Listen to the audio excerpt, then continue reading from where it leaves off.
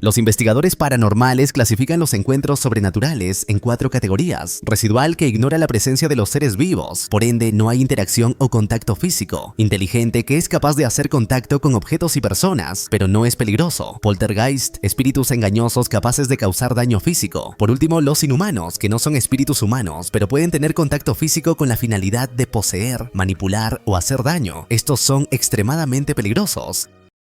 Empieza la secuencia de un programa de televisión llamado Investigadores Paranormales. Aquí, un equipo de investigadores paranormales que se especializan en desacreditar fenómenos sobrenaturales con explicaciones científicas. El logo chispea en pantalla y una música inquietante acompaña imágenes en blanco y negro, mientras un narrador en off describe la leyenda urbana que motivó el caso. El episodio de hoy es el caso 49, que los lleva a Jeffersonville, Nueva York. A través de las cámaras de seguridad se ve la casa de una pareja, Walter y Mary, quienes están aterrados por una presencia sombría que los atormenta. Se aprecia la iluminación intermitente de pasillos vacíos y puertas que se abren de golpe sin razón aparente. En cierto momento, el hombre con un martillo en mano ataca a su mujer accidentalmente, dejándola inconsciente. El golpe resuena, quedando el silencio roto solo por el eco del metal contra la madera. Luego, la pareja llama a Jack y Damon. En su primera entrevista, la pareja les cuenta que ya había contratado a un equipo de investigadores sobrenaturales que, según ellos, solo les vendió cámaras caras sin resolver nada. Solo les dijeron que debían gritarles a los fantasmas con convicción para que se fueran. Ante esto, Jack y Damon les prometen que los ayudaran. Con serena determinación exploran cada detalle de la experiencia relatada, tomando notas precisas en sus libretas. En el testimonial, los investigadores mencionan que hoy en día hay muchas personas que se hacen pasar por cazafantasmas. Entran a una casa pensando que está embrujada. En cambio, los investigadores paranormales, como ellos, usan medios científicos para desmentir lo sobrenatural o aceptar lo inexplicable. Destacan la importancia de reproducir mediciones fiables y confrontar hipótesis erróneas. El primer día, Andy, otra miembro del equipo, interroga a Mary sobre su primera experiencia paranormal. Ella le relata que estaba limpiando cuando vio una figura del otro lado de una puerta. No obstante, al investigar, la figura ya no estaba. Si bien pensó que estaba imaginando cosas, el mismo fenómeno sucedió en otras partes de la casa. Al final, le tuvo que contar a su esposo, quien también empezó a experimentar los hechos. Mientras habla, Mary toca nerviosamente el borde de su camiseta, con la mirada perdida en recuerdos confusos. Esa noche, Andy junto al técnico José descubrieron que las lecturas de los campos electromagnéticos en la casa son altas, lo que parece sugerir actividad paranormal. En medio del recorrido, Andy comienza a sentirse mareada y se desmaya. José enciende una linterna que tiembla en la penumbra y prefiere posponer el avance de la investigación hasta estabilizarla. Luego pasan a una entrevista con Walter, quien expresa su anhelo por tener una casa de ensueño. Por ello, habían comprado una casa vieja para remodelar. Describe con entusiasmo cada proyecto de renovación, pero su voz se quiebra al recordar los extraños sucesos de la madrugada. Para investigar a profundidad, Jack y Damon bajan al sótano. Allí consiguen latas de disolvente, cables y demás. Pronto, las lecturas electromagnéticas guían a Jack a la caja de fusibles, la cual tiene un corto eléctrico que electrocuta levemente a Jack. Con esto, el equipo decide compartir sus hallazgos a la pareja. El corte luminoso de su linterna refleja el polvo acumulado y las huellas de humedad en las paredes. Los investigadores paranormales revelan que los ruidos extraños y los sensores de movimiento activados se debían a la presencia de ratones y ratas. Los malos olores, mareos y dolores de cabeza que experimentaban se debían a los humos de disolvente de pintura que circulaban por el sistema de aire acondicionado. Por último, las lecturas elevadas de campos electromagnéticos resultaron ser causadas por un cableado defectuoso y sin conexión a tierra, y un cortocircuito en el sistema eléctrico de la casa. Presentan un diagrama y esquemas que ilustran las fallas detectadas en cada área. El equipo concluye que la pareja no estaba siendo atormentada por fantasmas, sino que estaba siendo envenenada lentamente por los problemas estructurales de su propia casa. Entonces, Damon recomienda que deben contratar un electricista especializado para arreglar las fallas. La buena noticia es que su casa no está embrujada y ambos estarán bien. Con esto finaliza el episodio de Investigadores Paranormales. Aparecen los créditos finales sobre un fondo oscuro, acompañados de una última advertencia para verificar siempre el estado de las instalaciones. Poco después de este caso, el grupo recoge sus equipos y se retira. Mientras desempacan, se puede apreciar la tensión entre Andy y José, así como a Jack hablando por teléfono emocionado por algo. Se intercambian miradas inquisitivas, insinuando historias que aún quedan por contar. Pronto le cuenta a su equipo que ha sido contactado por sobre el abogado de un hombre rico y moribundo, Andrew Worthington Jr. Si bien el abogado no les reveló las razones, se reunirán para hablar de negocios. Llega el gran día, donde los investigadores paranormales tienen una entrevista en la oficina de los abogados de Worthington en Nueva York. Allí, el millonario les comenta las desgracias que lo rodean, incluyendo el cáncer que lo está matando. Como último deseo, les ofrece una oportunidad única: acceso completo al notorio asilo estatal de Virginia Occidental durante un fin de semana. El ambiente en la sala es solemne, iluminado por lámparas antiguas que proyectan sombras largas. Worthington les explica que quiere que el equipo desacredite los rumores de que el asilo está embrujado. Esto es con la esperanza de que, al hacerlo, pueda salvar su alma de arder en el infierno. Luego, los abogados le entregan el contrato para que los investigadores lo firmen. Las hojas del contrato están gruesas, con cláusulas redactadas en letra pequeña y tinta negra. Al salir de la reunión, Damon duda de las palabras de Worthington, ya que considera que ha perdido la cabeza. No obstante, Jack le dice que eso no importa, porque ahora podrán explorar uno de los lugares con mayor actividad paranormal. En ese momento, Damon le comenta que debería de ir a un médico por su herida en la mano causada por el choque eléctrico, pero Jack desestima su preocupación. Jack acaricia el vendaje improvisado con una sonrisa inquietante, ansioso por el próximo desafío. Poco después, el grupo entrevista a la doctora Suzanne Klein, una neurobióloga, quien explica que solo se usa el 70% del cerebro. Karen Jacobs, una estudiante de psicología, comenta que el otro 30% se mantiene dormido. A través de la sugestión, la mente se vuelve un arma poderosa. Su hermana, Catherine, menciona que todo esto es una reacción química precisa en el cerebro. Al final, Karen menciona la capacidad del cerebro de crear imágenes en cintas de películas, lo cual explicaría tales fenómenos captados en videos y fotografías. Ambas investigadoras demuestran ejemplos con gráficos y clips que ponen en duda la objetividad de los testigos.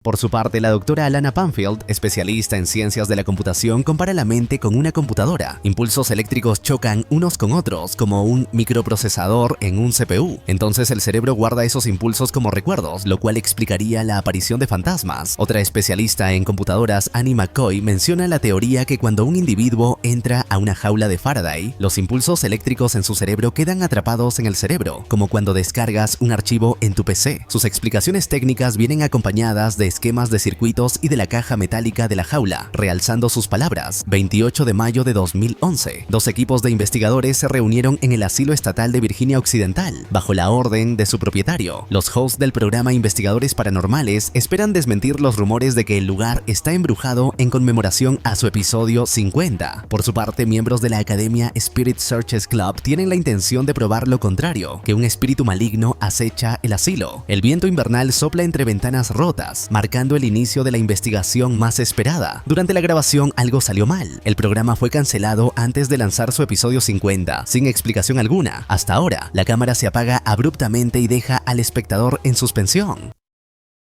Mientras están en vía, Jack y Damon mencionan que el asilo ha sido un punto de fenómenos paranormales en los últimos 30 años. Esta es la oportunidad de oro. Todo lo anterior ha sido entrenamiento. Luego, Andy menciona que nadie ha sido capaz de conseguir evidencia que pruebe o no. Su misión es conseguir una razón científica que demuestre que no hay fenómenos paranormales en el lugar. El coche avanza sobre el asfalto agrietado, con radio estática de fondo, presagiando la tensión que los espera. Al llegar, Jack, Damon, José y Andy se encuentran con el equipo rival, liderado por Dylan Miller.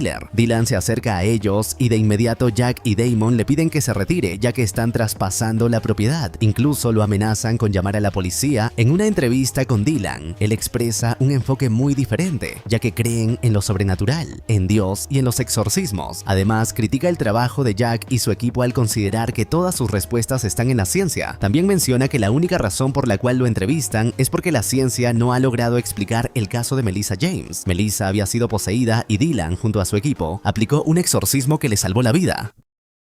Dylan le entrega un documento que le da permiso a él y a su equipo de estar ahí, documento que fue entregado por el mismo Worthington. Jack y su equipo bajan de sus vehículos. De inmediato, Dylan los provoca al mencionar que Worthington nunca dejaría que un grupo de escépticos investiguen solos el asilo. Pronto se desata una discusión entre José y Richie, un miembro del equipo de Dylan. Al final, Andy interviene y a pesar de sus diferencias, los equipos acuerdan dividir las áreas de investigación del asilo. Deciden investigar por separado, pero compartiendo su red de cámaras. cámaras, cada quien por su lado. Más tarde reciben la visita de una celebridad invitada para el programa, Kieron, que se encargará de entrevistar a Andy sobre la historia del asilo. Este se conoce como la puerta al infierno debido a las miles de personas que sufrieron y murieron allí durante la Guerra Civil en 1860. Primero había sido un hospicio y luego pasó a ser un hospital de guerra. Para cuando ingresó su primer paciente mental en los años 1900, ya miles de personas habían sufrido en las instalaciones. Se cree que el asilo está embrujado por las docenas de asesinatos inexplicables que se le atribuyen a los fantasmas del lugar. Día 1. Al momento de instalar sus cámaras, Jack y los demás presencian hechos inexplicables. Andy escucha risas que provienen de las escaleras.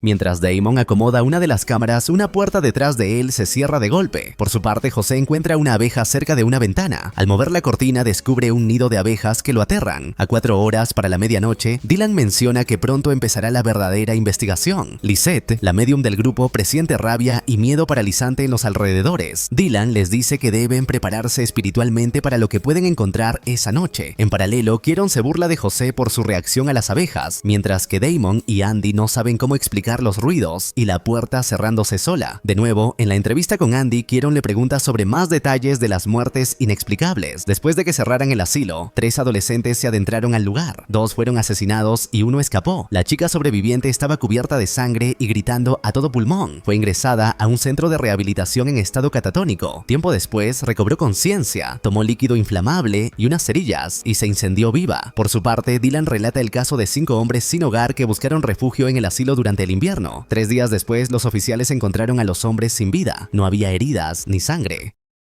Al mismo tiempo, Andy continúa el relato mencionando que los hombres murieron de miedo, lo que provocó que sus corazones explotaran. Por esa razón, el alcalde declaró el lugar como peligroso, ya que explica que a los guardias del asilo se les ha prohibido entrar a las instalaciones bajo ninguna circunstancia. Hay 3 edificios con mayor actividad paranormal: el edificio principal del hospital, el hospicio de tuberculosis y el edificio de máxima seguridad para criminales dementes. Los equipos se preparan para investigar el edificio principal del hospital, donde murieron los hombres sin hogar, y planean explorar otras áreas en las noches siguientes. Por su parte, Dylan y su grupo rezan para que Dios los proteja esa noche. Medianoche del día 1. A medida que comienza la investigación, los equipos experimentan fenómenos extraños. Una de las cámaras capta un cadáver saliendo de un contenedor de basura, mientras Dylan y Lisette suben al primer piso para investigar. Lisette revela que desde pequeña ha sentido las presencias sobrenaturales. Por su lado, Jack y Damon registran un aumento repentino en las lecturas de EMF y un descenso drástico de la temperatura. Por su parte, Kieron y Andy se dirigen hacia una de las cámaras. Allí descubren que se había caído y alguien la había desconectado. Al otro lado de la cámara está José, quien reiniciará la cinta para ver qué fue lo que tumbó la cámara.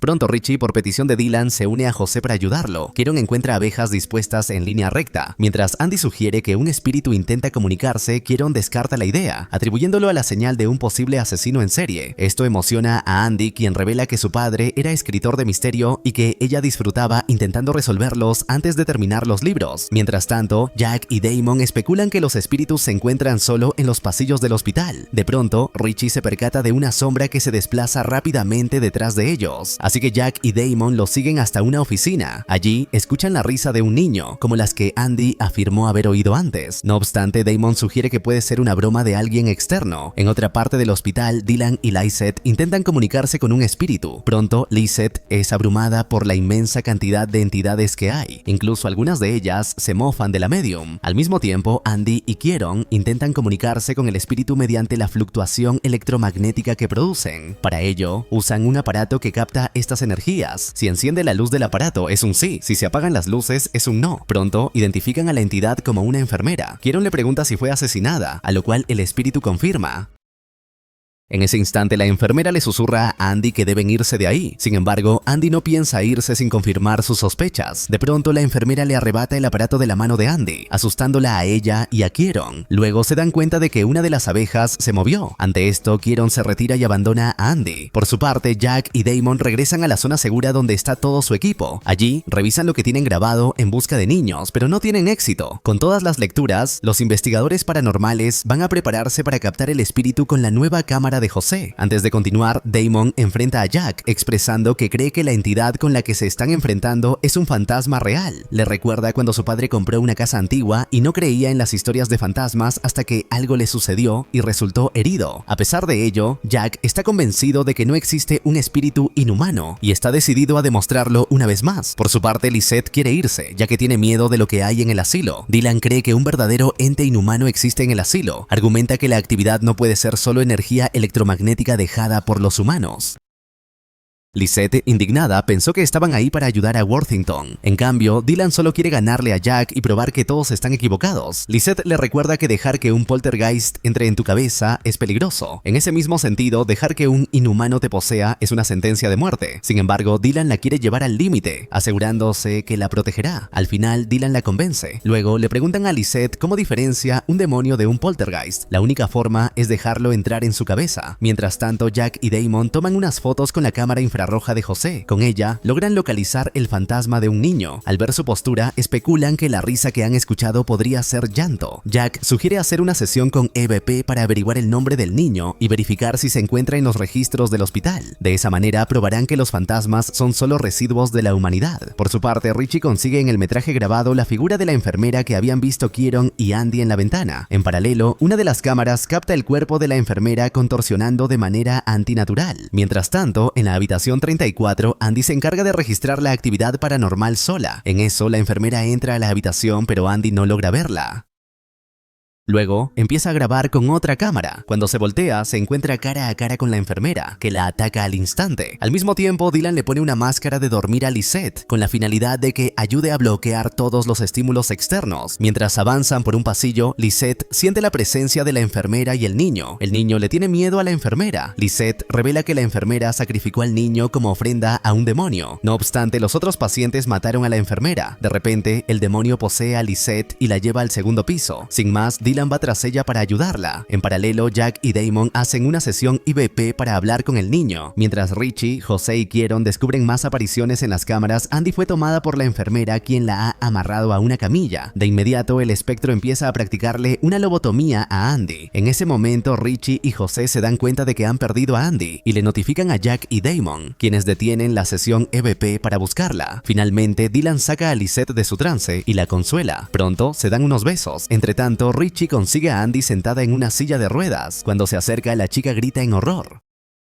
Al día siguiente, José consigue el metraje grabado de la lobotomía de Andy, la cual tiene una distorsión que no permite identificar quién la torturó. Jack continúa negando que sea un inhumano, mientras que Damon dice que esto no son simples espíritus. A pesar de todo, Andy parece estar bien. Lisette determinó que la entidad es un demonio que está controlando a los espíritus atrapados y cree que puede ayudarlos a pasar a la luz. Mientras Jack discute con Andy, ella cree que la enfermera no es la villana, pero Jack argumenta que un poltergeist podría estar haciéndose pasar por ella. Entonces, Andy revela que consiguió un artículo sobre una enfermera que fue brutalmente asesinada por un paciente, un asesino serial llamado Blake Daniels. En una entrevista a Richie, él confiesa que nunca creyó realmente en fantasmas y demonios y que solo se unió al equipo por el trabajo de técnico de video. Sin embargo, admite que las cosas raras que ha hecho cambiaron de opinión y ahora cree en lo que Dylan dice. Además, menciona que la verdadera batalla es entre el cielo y el infierno por las almas de los mortales. Mientras siguen discutiendo, Jack insiste que no hay pruebas de que el fantasma sea la enfermera asesinada, ni registros de un paciente infantil en el asilo.